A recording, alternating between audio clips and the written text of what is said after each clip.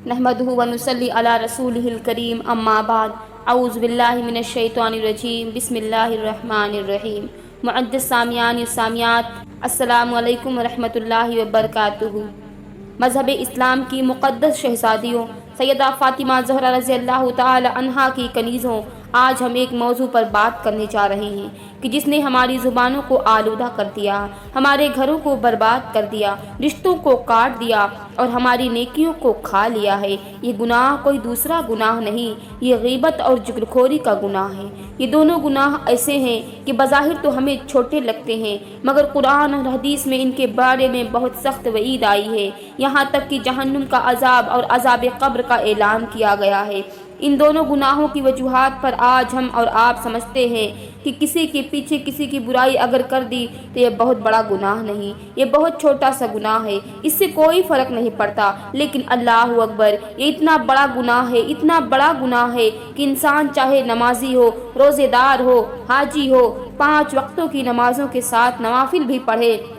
लेकिन उसके बावजूद अगर किसी के अंदर ये बुरी खसलत है, ये आदत है, तो फिर यही गुनाह उसको अज़ाब कब्र का भी मुस्तहिक बना देगा, जहन्नुम में भी उसे ले जाएगा। मेरी गुजारिश है कि इस बयान को पूरा ज़रूर सुनो ताकि हमें मालूम हो सके कि ये गुनाह, इससे हम किस तरह से बच सकते हैं और इन गुनाहों के वजूहात पर होने वाले जो खराबियाँ हैं, जो बुराइयाँ आम हैं, मुआशरे में जो बुराइयां फैल रही हैं और इसके बिना पर जो हमारी ईमानी खराबी है, वो सभी मैं आपको बताऊं। लिहाजा मेरी गुजारिश है कि इस बयान को पूरा सुने और सवाब की नीयत से दूसरों तक भी पहुंचाएं। इस बयान के आखिर हिस्से में मैंने वो वजूहात बयान किए हैं जिसके ज़रिए से हम इन गुनाहों से बच सकते हैं और एक ख़ास दुआ भी की है। मेरी गुजारिश है कि उसको पूरा सुनो। गीबत आखिर क्या है, इसकी हकीकत क्या है और कुरान में इसको किस तरीके से बयान किया गया है। अल्लाह तबारक व तआला सूरह हुजरात में आयत नंबर 12 में फरमाते हैं कि जिसका अल्लाह तबारक व तआला ने जिक्र किया कि तुम में से कोई किसी की गीबत ना करे।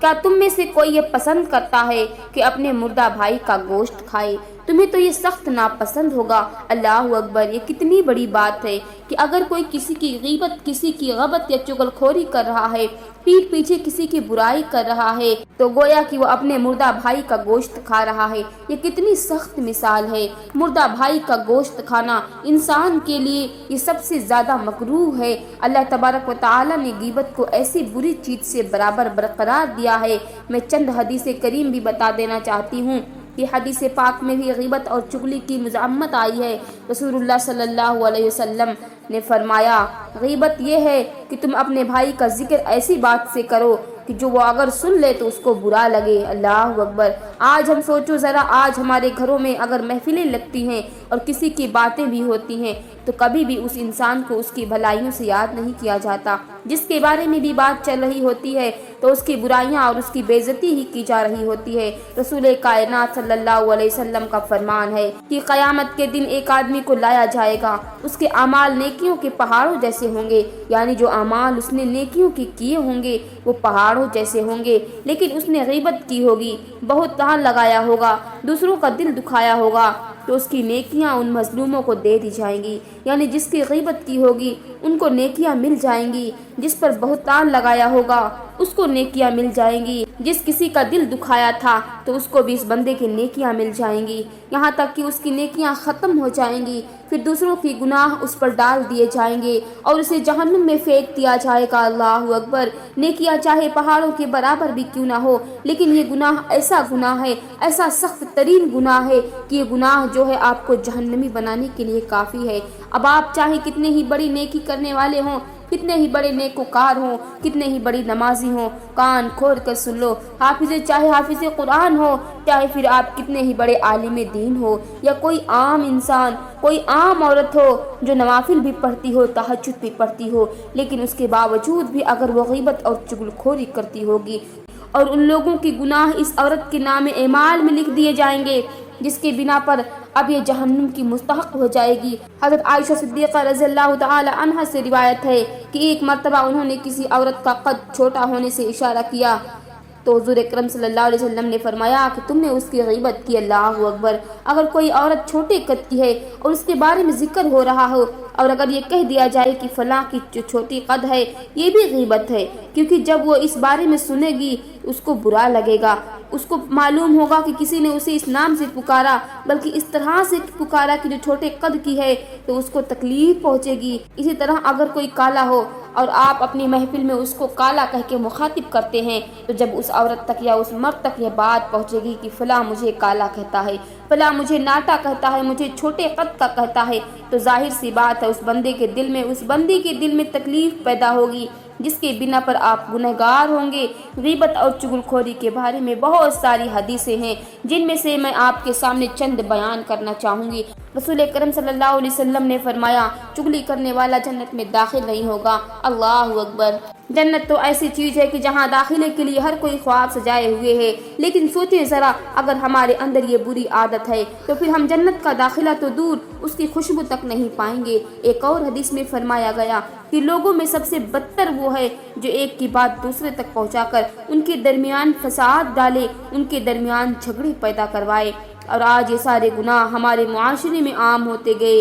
ہوتے چلے جا رہے ہیں، بالکل اسی عام سی چیز بنا دیا ہے، لوگوں نے اس کو اپنی زندگی گزارنے کا طریقہ بنا لیا ہے۔ میں آپ کے سامنے ایک واقعہ بیان کرنا چاہوں گی، ایک قبر کا واقعہ کہ رسول کائنات صلی اللہ علیہ وسلم 2 قبروں کے پاس سے گزرے۔ جب آپ ان 2 قبروں کے پاس سے گزرے تو آپ نے صحابہ سے فرمایا کہ یہ دونوں اپنے قبر میں عذاب دیے جا رہے ہیں، اور یہ جو عذاب ان کو دیا جا رہا ہے تو یہ کسی بڑے گناہ کی وجہ سے نہیں، یہ کافر اور مشرک نہیں، ان کو کسی بڑے گناہ کی وجہ سے عذاب نہیں دیا جا رہا ہے، بلکہ ان کا گناہ یہ تھا کہ یہ جو ہے پیشاب کی چھینٹوں سے نہیں بچتا تھا، اور ان میں سے جو دوسرا ہے وہ دوسروں کی غیبت چغلی کیا کرتا تھا۔ اللہ اکبر۔ آپ نے دیکھا تاریخ جو ہے ہماری بھری پڑی ہے اسی طرح سے مثالوں سے، لیکن جس چیز کا خمیازہ وہ ہے کہ ہم پڑھتے ہی نہیں، ہم اپنی تاریخ کو پڑھتے ہی نہیں، تو ہمیں معلومات کہاں سے ہوں گی۔ حضرت امام حسن بصری کے پاس کوئی شخص آیا اور اس نے کہا کہ فلاں شخص آپ کی برائی کرتا ہے، تو امام حسن بصری نے کہا کہ تم میرے پاس اس شخص کے گناہ لے کر آئے، تم میرے پاس اس شخص کی نیکیاں لے کر کے آئے ہو، اور میرے گناہ تم اس کے پاس لے جا رہے ہو، تم جا کر کے اسے کہہ دینا کہ میں تمہیں شکریہ ادا کرتا ہوں، کیونکہ اس نے اپنی نیکیاں بغیر کسی مانگے ہوئے اسے مجھے دے دی، تو اسے بہتر اور کیا ہو سکتا ہے کہ تم اس کا شکریہ ادا کر دو میری طرف سے۔ تو دیکھیے ہمارے اخلاق کا کیا طریقہ ہے کہ اگر کوئی ان کی غیبت اور چغلی کرتا تھا تو وہ جا کر اس کا گریبان نہیں پکڑتے، اس سے جھگڑتے نہیں تھے، بلکہ تاریخ ساز جملے ارشاد فرماتے کہ جا کر کے اسے شکریہ ادا کر دو، کیونکہ بغیر مطالبہ کے اس نے اپنی نیکیاں مجھے دے دی اور میرے گناہ اپنے ذمے پر لے لیے۔ ایک اور بزرگ کے پاس کسی نے کہا کہ فلاں تمہاری برائی کرتا ہے، تو بزرگ نے جواب دیا اگر وہ غیبت کر رہا ہے تو یہ اس کی نیکیاں مجھے مل جائیں گی، اور اگر جھوٹ بول رہا ہے تو یہ کہ اس کا جھوٹ ہے، دونوں صورتوں میں میرا کوئی نقصان نہیں، لہذا اسے کہنے دو وہ جو کہتا ہے۔ لیکن آج کا ہمارا ماحول دیکھیں، آج ہم کس طرح کی برائیوں میں ملوث ہو چکے ہیں۔ واٹس ایپ پر کسی کی ریکارڈنگ یا میسج دوسرے کو بھیج دینا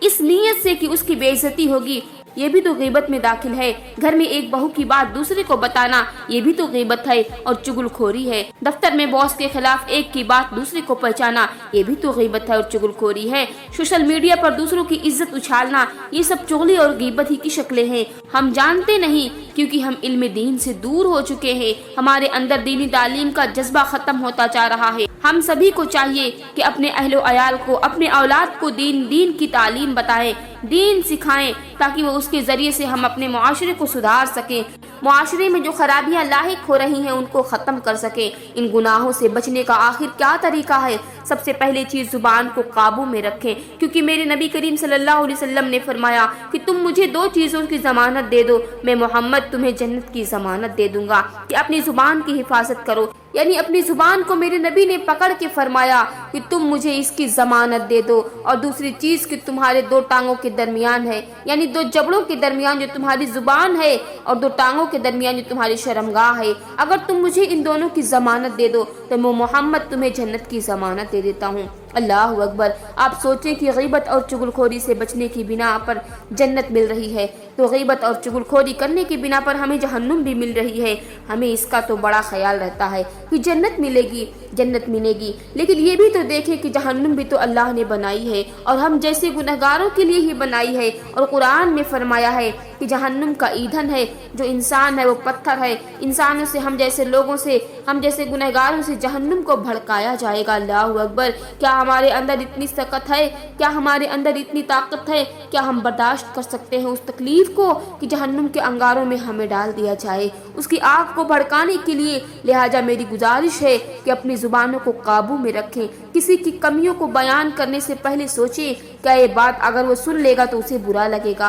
اور اگر آپ کے دل میں یہ خیال آتا ہے کہ اسے برا لگے گا تو آپ ہرگز بیان نہ کریں، آپ اسی وقت خاموش ہو جائیں۔ غیبت سننے سے بھی بچیں، کیونکہ سننے والا بھی برابر کا شریک ہوتا ہے، اور دوسرے کی برائی کے بجائے ان کے لیے دعا کریں، ان کی اچھائیاں اپنی محفلوں میں بیان کریں، اپنے دل کو صاف رکھیں، کیونکہ غیبت اور چغلی دل کی کدورت سے پیدا ہوتی ہے۔ اگر ہمارے دلوں میں دوسروں کے لیے برائیاں بھری ہوں گی، کدورت بھری ہوں گی، تو پھر ہمارے جو اعمال ہوں گے وہ بھی غیبت اور چغلخوری کی بنا پر برائیوں سے بھرے ہوئے ہوں گے۔ سیدہ فاطمہ زہرا رضی اللہ تعالی عنہا کی کنیزوں، غیبت اور چغلی وہ گناہ ہے جو ہماری نیکیاں کھا جاتی ہیں۔ ہم نماز پڑھتے ہیں، روزہ رکھتے ہیں، قرآن پڑھتے ہیں، مگر زبان میں ایک لفظ سے ساری نیکیاں ضائع ہو جاتی ہیں۔ آئیے آج ہم عہد کریں کہ ہم اپنی زبان کو قابو میں رکھیں گے، نہ کسی کی غیبت کریں گے، نہ کسی کی چغلی کریں گے، اور نہ ہی ان چیزوں میں شریک ہو کے کسی کی برائی سنیں گے۔ اللہ رب العزت سے ہماری یہ دعا ہے کہ ہماری زبان کی حفاظت کی توفیق عطا فرمائے، اور اللہ تعالی ہمیں غیبت اور چغلی سے بچائے، اللہ تعالی ہماری نیکیوں کو محفوظ فرمائے، ہمارے قبر کو عذاب سے محفوظ فرمائے، اور ہماری آخرت کو کامیاب بنائے، آمین۔ میری گزارش ہے اس بیان سے اگر آپ کو فائدہ پہنچا ہو تو اسے دوسروں تک بھی پہنچائیں۔ پیاری بہنوں، میں دعا کرتی ہوں کہ اللہ تعالی ہم سب کو ایسی اچھی صحبت عطا فرمائے جو ہمیں اللہ کے قریب کر دے، ہمارے دلوں کی سختی کو نرم کر دے، ہماری زبانوں کو ذکر سے تر کر دے، ہمارے گھروں میں محبت، سکون اور رزق کی برکتیں اتار دے، ہمیں بری عادتوں اور بری صحبت سے محفوظ رکھے، ہماری بیٹیوں کو حیا والی، ہمارے بیٹوں کو فرما بردار، اور ہمارے دلوں کو اللہ کی محبت سے بھر دے۔ دوستو، اگر آج کی یہ باتیں آپ کے دل کو ذرا سا بھی چھو گئی ہیں تو آپ کو کچھ تو سبق ملا ہوگا، تو برائے کرم اس پیغام کو دوسروں تک بھی ضرور پہنچائیں۔ کمنٹ باکس میں اپنی رائے کا اظہار کریں، ویڈیو کو لائک کریں اور ہمارے چینل کو سبسکرائب کریں تاکہ ایسی ہی ایمان افروز زندگی بدل دینے والے بیان سب سے پہلے آپ تک پہنچے۔ وما علینا الا البلاغ المبین۔ السلام علیکم ورحمۃ اللہ وبرکاتہ۔